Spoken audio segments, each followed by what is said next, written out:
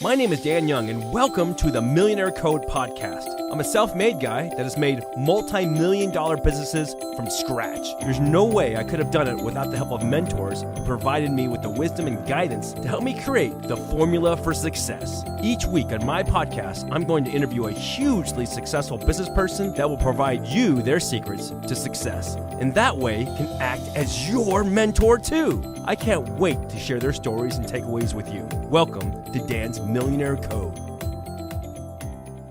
Hey guys, Dan here. Welcome to Dan's Millionaire Code podcast. And as you know, every single week we bring you someone who's changing the planet, whether it's with a company they've started or something they're changing on the planet as far as influencing the world to become a better place. There's nothing we're selling you here. There's no sponsors, there's no commercials, there's no ads. All I ask is if you find value from this podcast, please share it with loved ones that would benefit from it. So today I've got a very, very special guest, Connor Boyack. Let's pronounce it right. Libertas. Yes. The Libertas Institute, which is a cause that's become very, very important to me because it stands for a lot of different things. But we'll let you tell everybody about that.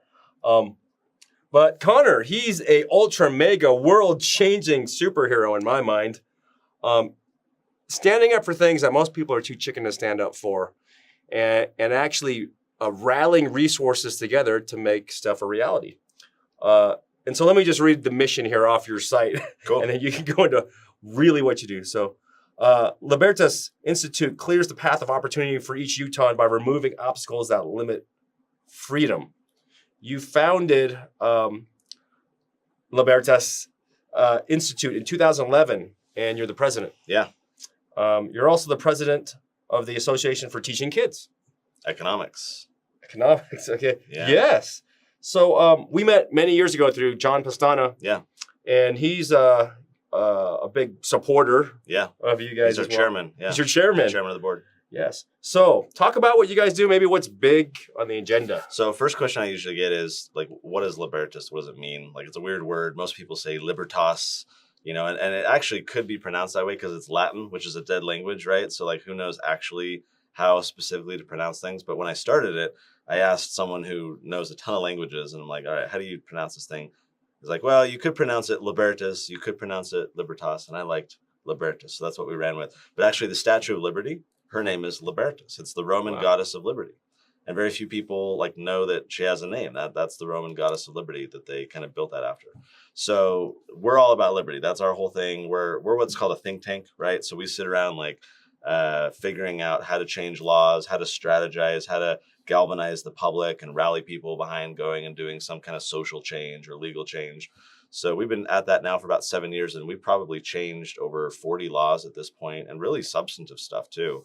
Mm-hmm. Here in Utah, most folks know about the big medical marijuana campaign, and that was us. But we do a lot of like core free market stuff. You've been familiar, obviously, with like Tesla trying to come into Utah, and a lot of the big free market battles. We've had food trucks that have been overregulated and shut down by the government. We had Zenefits trying to come in.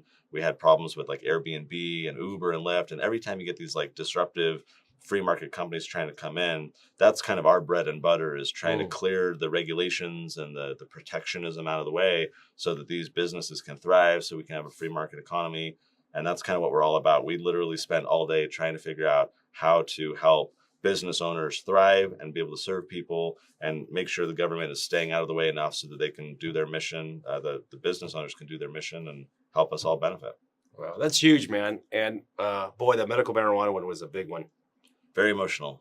It's crazy. Where are we at now? As medical marijuana? As of today, where is it? And yeah. And I was watching some of your videos on YouTube about some stuff went through that wasn't how maybe needed more, less, those kinds of things.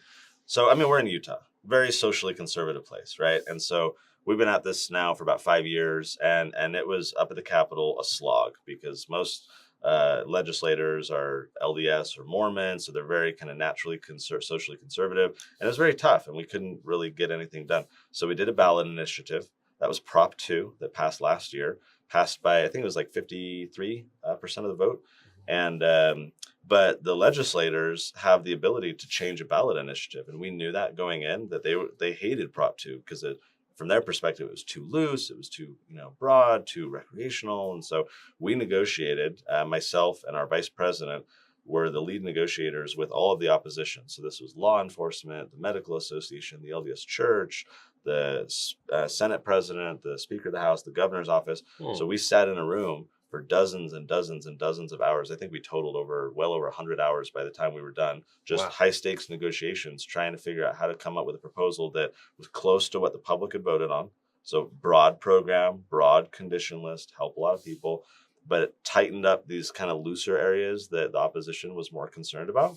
And we did that. So we did a big press conference. The governor was there, announced the whole thing, called the legislature into a special session. And so your question, Dan, was where are we at today? And it's that we came up with that negotiated law that took Prop 2, tweaked it a little bit, and then they passed that into law.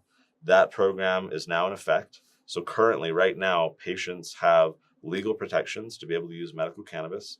And in about a year is when we'll have the industry kind of set up. So you'll see dispensaries and grows and processor companies flourishing in Utah, and patients can go in with their card and get what they want. But that takes a while for the bureaucracy to get up and running, for them to award the licenses. That's going to take a little while to set up. So give it about a year, and then we'll have an industry here in Utah ready to go. That's pretty cool, man. So if you know any investors, yeah, there's actually a lot of people who are really interested in getting into that business. It's as the next question I was going to get to is what kind of economic opportunities do you see for entrepreneurs in Utah right now? Do you have? I mean, I bet you've been scoping out the landscape. Yeah, so the way it's going to work is for the growers, there's going to be 10 licenses awarded.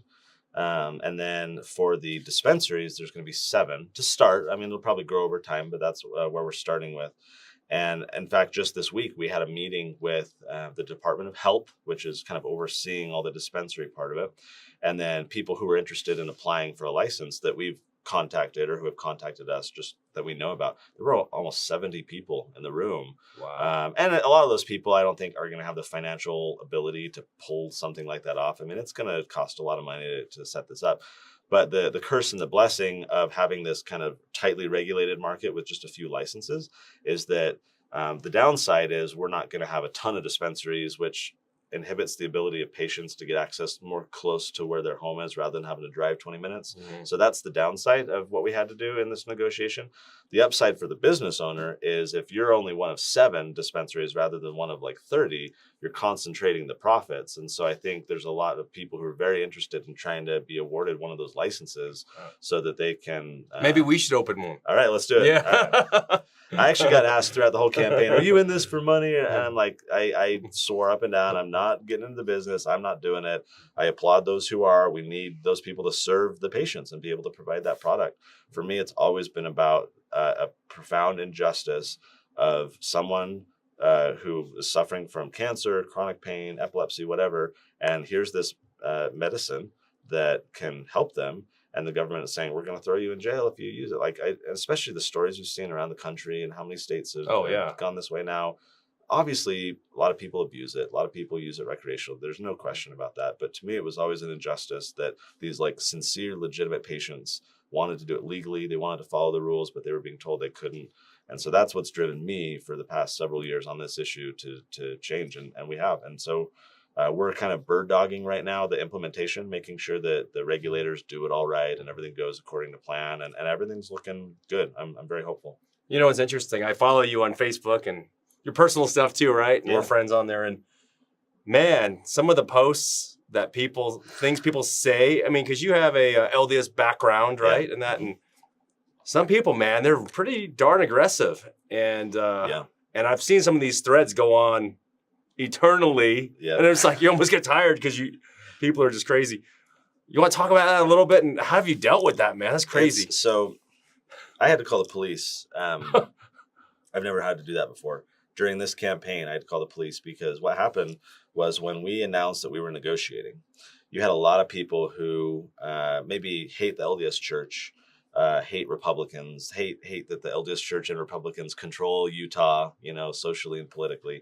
And so when we said, excuse me, when we said, hey, we're going to go negotiate with these people, there was a segment of marijuana supporters who were very upset. And they saw us as sellouts. They saw us as compromising. And what few people understand is that Prop 2 would not have passed if we had not gone in and negotiated. And that's why we did. The reason is behind the scenes, we saw the polling numbers start to slide already. We were in the like 70s, but the more the opposition is out there chirping and like, oh, this part of the law is recreational and this part is broad, the more they were saying this stuff, we started losing people. And that's how a campaign goes. So we were getting close to 50%. And in the internal polling, we were actually below 50%. We were like, oh my gosh, we could lose this thing. Support of medical cannabis in Utah was 80% plus. So people were on board with the concept. It was just that they were being told that our proposition, our ballot initiative, was recreational and not medical and all this stuff. So we started slipping. And then we learned that the opposition was planning on a $1.5 million ad spend against us. And so we factored that into the polling, and it was very clear that with that ad spend, we would have lost. We wouldn't have been able to compete. And so for us, we went into the negotiation from a position of perceived strength, because the public was still thinking Prop 2's passing, you're going to win. So we went in and negotiated from a position of strength, got 85% of what we wanted. And as a result of that compromise or negotiation, the opposition stood down on that ad campaign, which means that the numbers didn't dip down, which means that we passed Prop 2 with 53%, when otherwise we probably would have been in the 40s and failed. Wow. So yet there were a lot of people in the public, this is getting your question, who they didn't understand that nuance. They didn't know the behind the scenes strategy. They just saw that, oh my gosh, you abandoned Prop 2 and you went and negotiated with the enemy. And so the problem for me, you're asking, I think, this personal question here, is I was the face of that. Right. The governor's office went quiet during the compromise negotiations. The church wasn't really talking publicly. Law enforcement wasn't. The House, the Senate, the Medical Association, no one was talking to reporters. Because they knew that they were going to get heat. Whereas I'm the type of person, as you know from my Facebook page, I want to be open and share with people and explain and help them understand what we're doing. So I was doing that. Like, here's why, here's the thinking. And I became the personification of, the compromise. So it got so toxic to the point where we had one guy threaten my children, and physically, online rather, but it was a physical threat of violence against my children. Wow. And that was just kind of part of the environment that we were in. It was really messy. And the benefit was when the governor finally called everyone into the legislature, into the special session, and they passed the law, the heat dispersed onto them, if that makes sense, right? Because now they were to blame. Yeah. Whereas in that meantime of like a month between when Prop 2 passed and when the legislature did that, I was the one out there saying, hey, here's what we're doing. And so once they finally took a bite out of it, the heat kind of went off of me. It's still there a little bit, but not nearly as much. So it was hard, but I've internally always felt like we were doing the strategically smart thing. I've always had the right motives of helping patients. And I've been willing to take that heat because I know that this is the best path to long-term success here in Utah. That's pretty commendable. I mean, just the sheer amount of human beings that it's going to help. Yeah. And you stood up and put yourself and family at risk to stand for this. Yeah. It's a big freaking deal, man. It is a big deal. And I think it's a culture shift here in Utah a little bit too, because having medical marijuana in a conservative state is just a totally different thing that people aren't used to. And I think it's going to get people to feel a little bit more comfortable with a lot of different things that we kind of are rethinking in society more broadly. So it's kind of a weird barometer of like seeing how people feel about other issues. The issue is so interesting, right? Because you have people who have been taught all the time, this is a drug, this is a problem. And then they know their niece has epilepsy, right? Or their sister has cancer. And so many people, and the opioid crisis, right? Like is out of control. Out of control. Right? So many people were intimately touched by this. It really opened a lot of hearts and minds. Wow. That's cool, man. That is truly changing the planet, man. And it's big. Probably a lot of other states that have similar things going on can learn from how you guys did it. Yeah, especially like Bible Belt states, like conservative states. I think there's a lot of lessons to learn from what we've done. We're actually talking to some campaigns in other states because they're dealing with similar things. Like our churches, our pastors are kind of railing against it, and law enforcement, and how did you guys do it, and what's the dynamic? So I'm hopeful that it'll have a bigger trickle effect, but I'll share this final story before we move on to another issue. I have had a lot of friends and maybe like distant relatives who have benefited from medical cannabis. And so I knew their stories. But just a couple weeks ago, someone very close to me finally was able to use it. And they had a qualifying illness, and their doctor said, go use it. And they used it, and it helped them tremendously. That's and great. This person is very close to me. And I've seen what she's gone through over the years, and being able to see the personal impact so intimately, whereas before it was always a little distant. I was seeing their stories online, or maybe in a conversation at a family reunion or something like that. But this person is much closer, and being able to see how that played out in her life was a profound experience for me to say, man, it's all been worth it because this person who I dearly care about has benefited. It was really cool. That is cool, man. Yeah. That's a big changing thing. Yeah. And to see it that close. So to switch gears a little bit. Yeah. There's a few different topics that you were telling me that you're working on. And one of the big ones that really touched my heart is because most of the people watching this podcast or listening to it are entrepreneurs, or they want to be. Yeah. Or they work somewhere, they're in charge of a bunch of people and they want to change the world. You have a program that we just got involved with, and you quickly explained to me. I was on board because it was just awesome. And it was helping kids become entrepreneurs. Totally. And it's actually a thing where they can get together and do entrepreneurial stuff as little kids. Yep. And not get arrested by the police for not having a business license and weird stuff like that, right? That's exactly right. So we call this the Children's Entrepreneur Market. And what it's born of is, you've heard of these stories over the years of like little kids' lemonade stands getting shut down. This happens like every year. There's like 2 or 3 of these cases that pop up in the news, and people get does that, outraged. man? It happens. It happens though, right? And you get some bureaucrat from like the food handler safety division at the county that comes down and says, sorry, you need a permit. It's $500, and you need to take all these classes. And so every time these articles happen, people just get outraged, and they're like, you're crazy. What are you doing? So a few years ago, this is about 3 years ago, like I said, Libertas, we changed laws and to protect the free market. That's kind of what we're about. And so seeing those stories, I got fed up. I was like, we should do something about that. So we got the law changed in Utah, where if you're a minor, if you're under 18 and you just have like an occasional business of whatever, you do not need a permit. You do not need a license.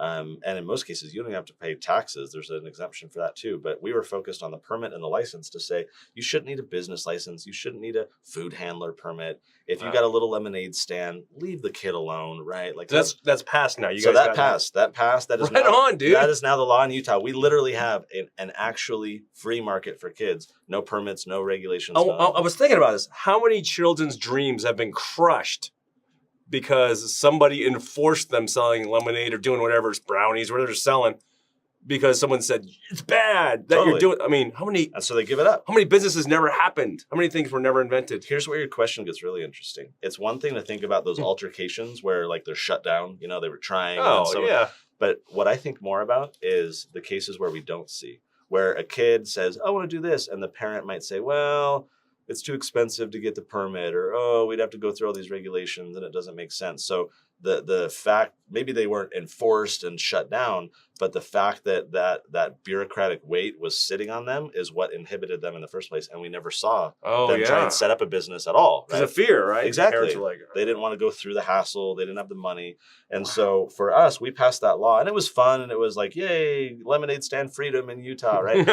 and I was actually at an event my wife saw on Facebook. And what happened was, it was this little kid who literally had a lemonade stand, but his was like this wooden, he kind of built this thing out. It was really cool. And he told his mom, hey, I want to invite some friends. So she posted on Facebook, and organically they had like 30 families end up showing up for this like little mini market. It was totally organic, spontaneous. And my wife found out about it. So our kids went, we made a little Saturday morning of it. This is right after we had changed the law. And my kids made like $40 selling PVC pipe marshmallow shooters. And I was like, this is amazing. This environment is cool. It's like your traditional lemonade stand on the side of the road, but you're putting all these kids together. And through Facebook and social media, you're bringing people out. Dude. So we teamed up with the woman, the mom in that case. And so we kind of own the project now, which is the Children's Entrepreneur Market. We've operated it for 2 years. We do about a dozen markets around the state, throughout the valley. At each market, we'll probably have 100 to 130 families there. So you get like 300-400 kids, because most of these families have 3 or 4 kids apiece. That's killer. And so it's basically like little mini entrepreneurial endeavors it's like a farmer's market, but run by the kids. So we tell the parents, you have to sit back. You can help set up, and get everything out of your car and set, but you sit back. And that kid has to be the one hustling and marketing to people walking by. They've got competitors literally right next to them. Do you remember when fidget spinners were popular a couple of years ago, right? When they exploded? We had one market right at the peak of the fidget spinner craze, where there were 13 families of kids selling fidget spinners. No way. And just, there were colored ones and LED ones and all these things. So my kids were one of them. They had fidget spinners that we bought cheap online, and they were marking up a little bit. And what was funny was they advertised them. They made a little sign, fidget spinners, $5. And so we get all set up and everything. And literally across the aisle at the next booth was another kid who was selling them for $4. And I was like, this is amazing. I had a conversation, spur of the moment with my kids, and I said, well, look, like, what do you think is going to happen? He's now doing a little, less expensive than yours are. What do you think people are going to want to do? Well, they're going to want to buy his. So what should we do about that? Let's do $3, right? Oh, well, how does that factor into your profit? And we'll just sell more, but we'll sell more because they're cheaper. Like, those are real world lessons that are so powerful, right? Mm-hmm. And it's hard when you're a lemonade stand on the side of the road. You're dealing with the rejection of people driving by all the time, which is a good lesson itself, right? To have to hustle and win those customers. But when we bring these kids together in the market, we spend a lot of money to bring the community out. We do a lot of social media, and we get like 2,000 people showing up at these markets just to spend money and support kids. And everyone loves it, right? Because you get these little kids who are marketing to you, and this little like game they made or a shirt they designed or whatever. It's a ton of fun. Anyone who cares about entrepreneurship, youth education. And so they each get a Tuttle Twins book. I write these Tuttle Twins children's books. Those are cool. And so we give them a book that teaches about entrepreneurship. We send them a little email drip campaign to teach them some entrepreneurial lessons and stuff. We have a blast, but really it's just all about giving firsthand experience to these kids in entrepreneurship and giving them that appetite, letting them have the profit motive, right? Where, hey, I just made $50 in 3 hours selling, cotton candy. Let's do that again and again and again and again. Pretty soon you've got an entrepreneur on your hands, and it's just awesome. We have a lot of fun doing it. This is killer. It's really cool. So dear viewer, if you're interested, it's children'sentrepreneurmarket.com. Children'sentrepreneurmarket.com. Which is a mouthful. Or you can go to Facebook or Instagram and just type in Children's Entrepreneur Market and you'll find it. Here, we're recording in March. In April, we're going to announce the dates for this summer. Oh, good. And so we're going to go throughout the valley, have about a dozen markets. Obviously, we'd love everyone to come, your kids to participate. We're looking for sponsors. PC Laptops is a sponsor. Thank you, Dan. So we're always looking for sponsors to be able to bring out the community, because we spend a lot on getting the word out and supporting these kids. This is so awesome. We love it. This is great. Man, this is crazy. Well, think about it. Like, you're a kid, right? Like, what do you get in school by way of an entrepreneurship education? Maybe you're getting like junior achievement. Do you know what that is? They teach you like financial literacy, right? Mm-hmm. Like money, savings, bank account. But that doesn't really teach entrepreneurship, and it doesn't teach it certainly from like a practical perspective where you're actually experiencing it. And a lot of parents maybe themselves aren't that entrepreneurial, or they're not instilling that in their kids. And so we're trying to provide direct experience in entrepreneurship education so that these kids can have that experience, see how it works, not learn it in a book, not, but like experience it. And maybe these kids could get like an elective credit or something. That'd be cool to do this. Maybe we could work a deal with the schools. That'd be interesting. I mean, because this is almost better than most stuff that the kids learn at school about business. You learn way more when you're experiencing it, right? When it's firsthand. And so for us, it's just a fun project. Maybe over the years we'll scale this up super big and partner with schools and stuff. But for right now, we're just having a lot of fun and kind of slowly growing it. And it's just a fun project. I mean, I love spending my Saturday mornings at these markets because like you're being hustled by these like 8-year-olds who are out there, buy my slime, right? Buy my little rubber band shooters. And if you ever need like Christmas gifts and souvenirs and stuff for kids or for gifts, it's a great place to do it. That's the place to go. Yeah. And Utah being the perfect breeding ground for that, because we're now Silicon Valley too, right? Silicon Slopes or whatnot. Yeah. So this is a place where, a lot of companies are just germinating out of nowhere. Absolutely. What better way for an entrepreneur to teach their kids about entrepreneurship than coming to the Children's Entrepreneur Market? Oh man, it's killer. So what's big on the agenda? So you have the Prop 2. Yeah. You got that underway. That's done. It's in. Yeah. And constantly you can make it better. You've got the kids so they can do their entrepreneurial efforts without being impeded now. Yeah. So what's the big one now? So any given year, we work on about 50 laws. That's a lot. So we just got done with our legislative session in Utah, and we ran about 50 bills out of the 500 plus that were there. So 10% were bills that we originated and gave people to sponsor. So we do a lot. We work on property rights. We work on economic freedom, tax policy, parental rights. We're civil liberties, criminal justice reform. We're kind of all over the place. So we do a lot, which is a benefit because a lot of people have different beliefs and views. And so not everyone agrees with us on everything, which is fine.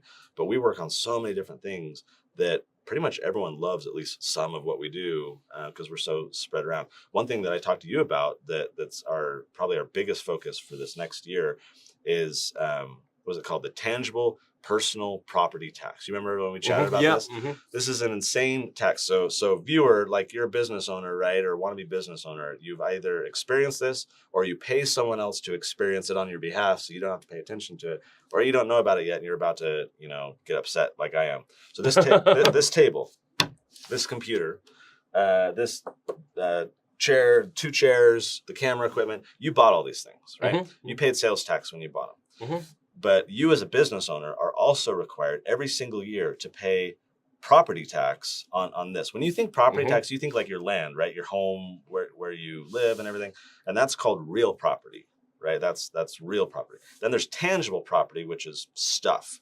Mm-hmm. And every single year in Utah, businesses have to pay property tax on their stuff mm-hmm. that they already paid sales tax for.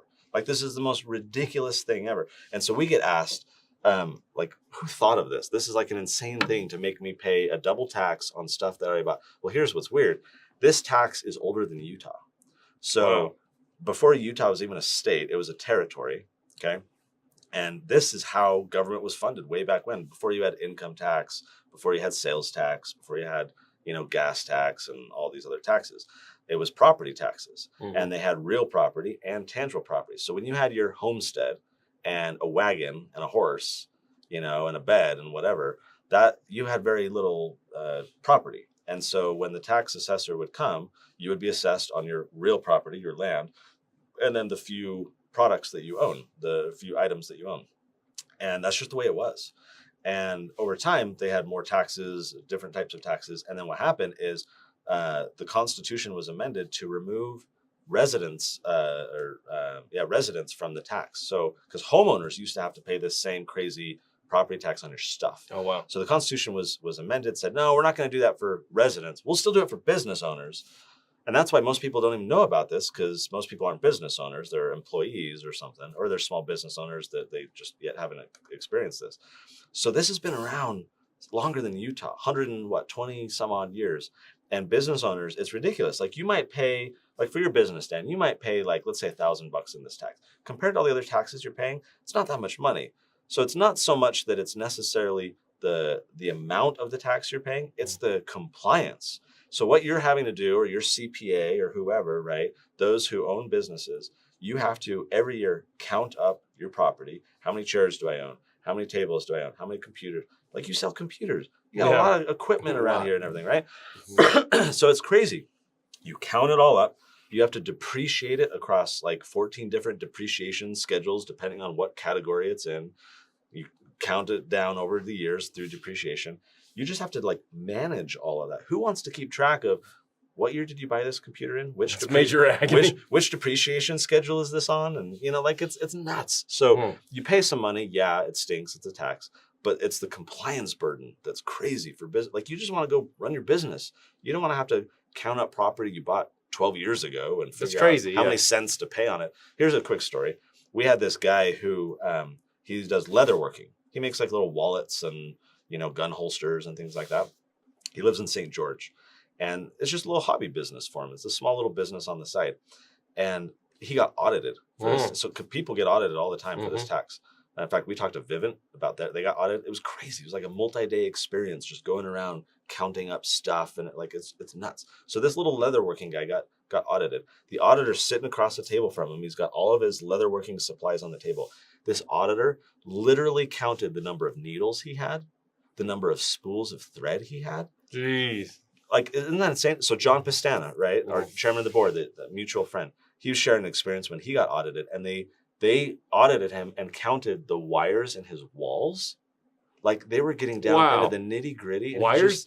Yeah. Like, why in the world are you what a doing waste of time. Cables and everything? So anyways, we are, to your question, this is our campaign for the year. We are trying to get rid of this tax. It tangible doesn't make sense. Personal property tax. Tangible, yes. Tangible personal property tax. So what we are on the hunt for, and this is why I'm excited to come on the podcast. You got a lot of people following you for this. We are on the hunt for stories, right? Like if anyone's been audited by this tax, if anyone has experienced this tax in a negative way, we want to compile those stories so that we can go to the legislature and be like, look at this mess, look at this problem, right? And the thing that we're most on the hunt for right now is, like I said, we know how much money this takes. It's actually $220 million a year that business owners are paying on a property tax for their stuff.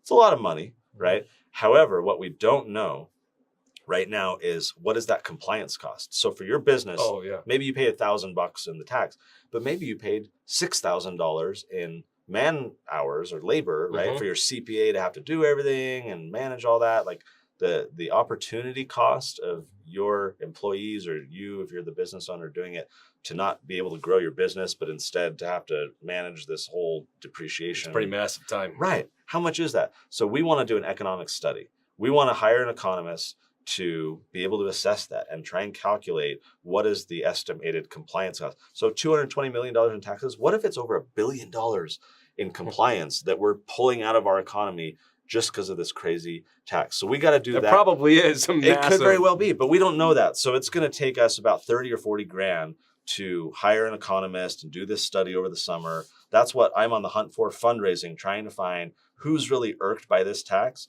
who's willing to chip in a few Benjamins and say, you know, if that economic study is what's going to help get rid of this tax, here you go. That's what we're most on in need of right now. So we're going to be talking with legislators all summer long. We were doing a lot of work during this legislative session on it, but behind the scenes. So we had a couple bills, but this is a big issue to tackle that the counties are really fighting because they're the ones that get the money, right?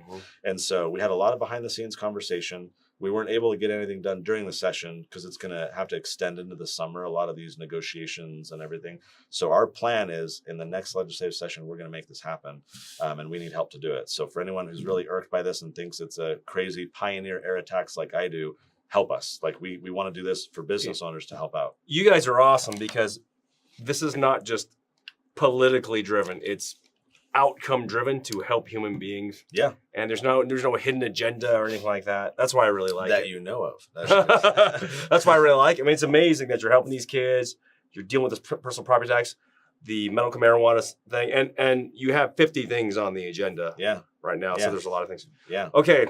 Well, let's get to the chase. So where can people find you, support you, hear about these things? I know I saw you also not just on your website, but on YouTube. And then you get pretty deep into what's really going on. So if people are interested in that, for sure, where can people find you? Okay, great. So our website is libertasutah.org. That's where you can find our think tank and see what we're up to. And from there, there's, in the sidebar, there's all the links to like the Tuttle Twins children's books, the Children's Entrepreneur Market, the videos that we do, a lot of that stuff. So that's the easiest place to follow what we're doing as an organization. I'm very Googleable. So if you just search Connor Boyack, you're going to find a lot of these links anyways. What I would love for anyone who's interested in what we're talking about today, reach out. I love setting up meetings and phone calls and going to meet entrepreneurs and folks. And a lot of what we do is born of conversations I've had with a business owner, with a patient, with a whoever who shares with me, hey, here's this problem I encountered, or here's this situation I'm in. Yeah. Will you help me look into it? Right. And a lot of times we have business owners saying, hey, we have this really arcane regulation that was written 30 years ago that's impeding our business. Can you help? Boom, we're on it. Right. And so we get intelligence from the community. And so if anyone has stories to share, ways to help, please reach out. I'm very easy to find online. And I'd love to set up a call and a way to chat. We're always eager to help people, like you say, and we don't know how to help people if they don't share with us what their problems are. Well, I think, Connor, thank you. You're talking to the right audience because our followers are really people who are entrepreneurs and want to have their own businesses, and anything that you can do to help them get these obstacles out of the way so they can thrive and create jobs and do wonderful things. Thanks for having me on, Dan. Dude, you're awesome. Appreciate it. You're awesome. And guys and girls, remember, if you enjoyed this podcast and you found it valuable, please get the word out there. Share it with all your friends and that. You can find, of course, Dan's Millionaire Code on the iTunes, Google Play, YouTube, Facebook, Instagram, everywhere. Visit Connor. He's got some amazing stuff on the plate, and we're really excited to support him at Dan's Millionaire Code. So thank you guys. Have an awesome week. Take care now.